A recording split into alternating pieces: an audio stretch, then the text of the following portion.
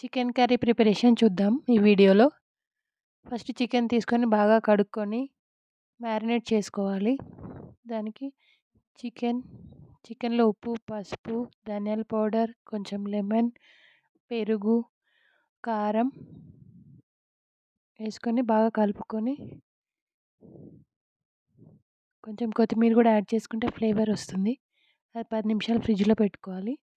ఆలోపు స్టవ్ మీద గిన్నె పెట్టుకొని ఆయిల్ వేసి దాల్చిన చెక్క, ఇలాచి, బిర్యానీ ఆకు వేసుకొని నూనెలో వేగనివ్వాలి.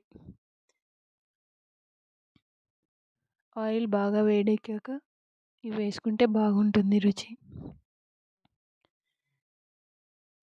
ఆయిల్లో ఇవి మగ్గాక ఆనియన్, పచ్చిమిర్చి వేసుకొని కొంచెం సాల్ట్ వేసుకుంటే ఆనియన్ తొందరగా మగ్గుతుంది.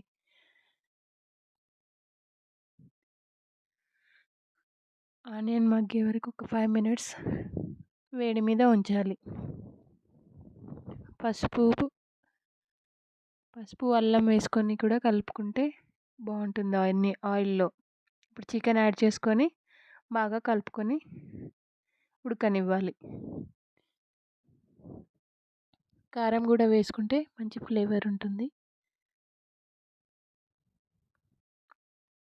కొంచెం టమాటా మసాలా వేసుకొని కర్రీ అయిపోయాక బగారా రైస్ పూరీతో సర్వ్ చేసుకుంటే బాగుంటుంది.